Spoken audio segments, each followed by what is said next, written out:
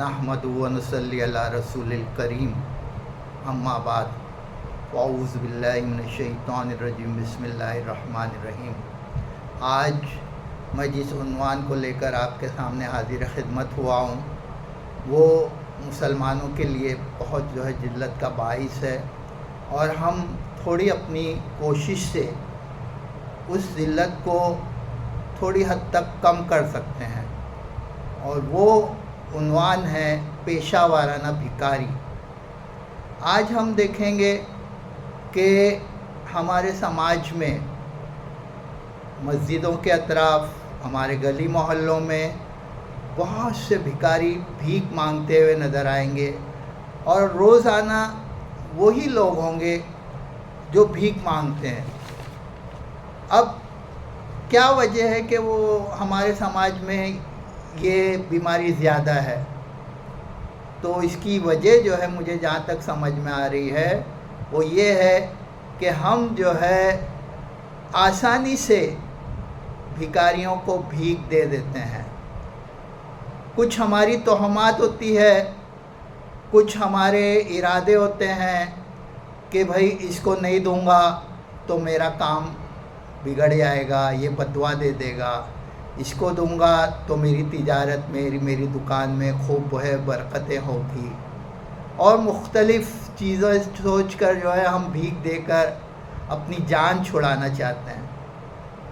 लेकिन यही आप कहीं पर देख लो तो मुसलमान ही भीख मांगता हुआ नज़र आ रहा है और आज तो ये हालत हो गई है कि गैर मुस्लिम भी मुसलमानों के मोहल्लों में मुस्लिम का भेष बदलकर भीख मांग रहे हैं, क्योंकि उन्हें मालूम है कि मुसलमान आसानी से वो भीख दे देता है। अब हम ये मालूम करेंगे कि इस्लाम कब भीख की मांगने की इजाज़त देता है। तो वाज़ेह तौर पर उलमा कराम फरमाते हैं कि जिसके पास एक वक्त का भी खाना ना हो उसे भीख मांगने की इजाज़त है। अगर किसी के पास फ़िलहाल 2 रोटी हो तो अब भी उसको भीख मांगने की इजाज़त नहीं है।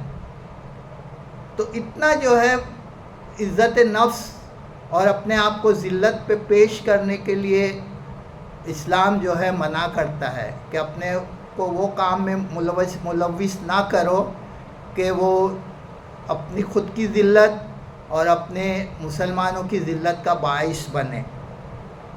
तो अब हम देखेंगे कि कुरान शरीफ में अल्लाह ताला ने वाज़ेह तौर पर फरमाया है, हुक्म दिया है कि नेकी के कामों में एक दूसरे की मदद करो मगर गुनाह के कामों में एक दूसरे की मदद ना करो।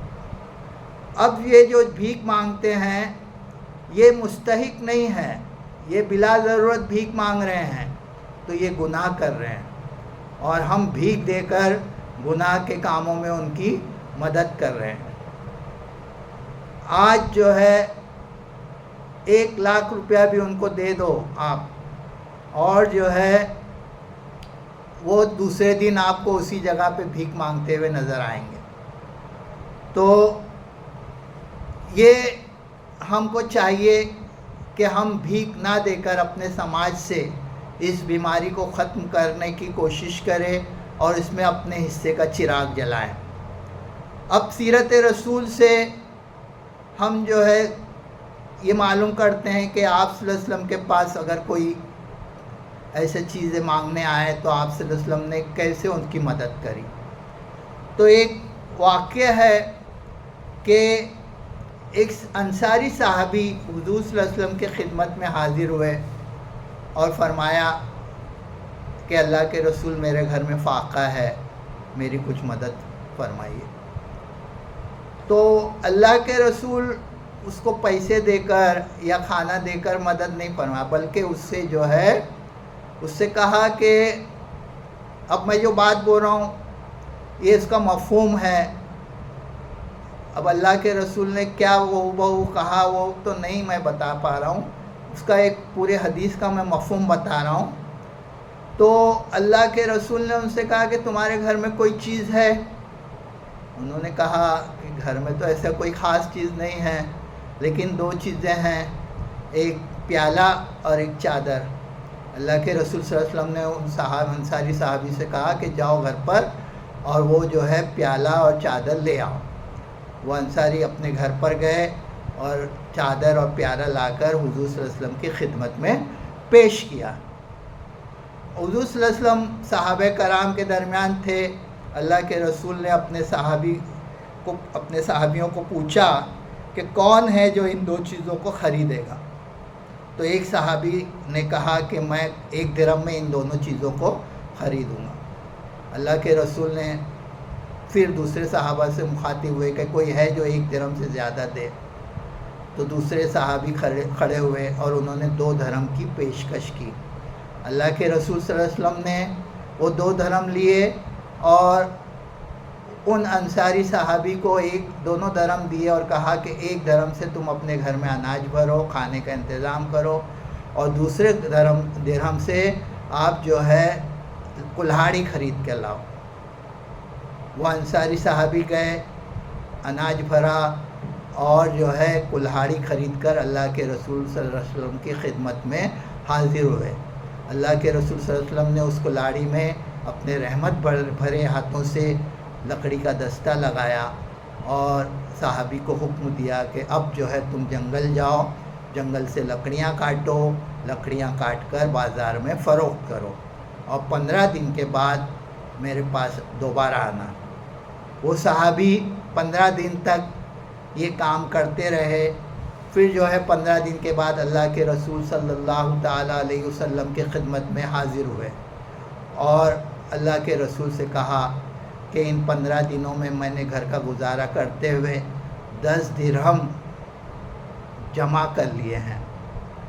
تو دیکھا آپ نے، یہ جو ہے تجارت کی اور کام کی برکت ہے، محنت کی عظمت ہے۔ تو اللہ کے رسول صلی اللہ علیہ وسلم نے اس صحابی کو گھر میں جو چیزیں تھیں وہ تمام چیزیں ان کو بیچنے بول دی۔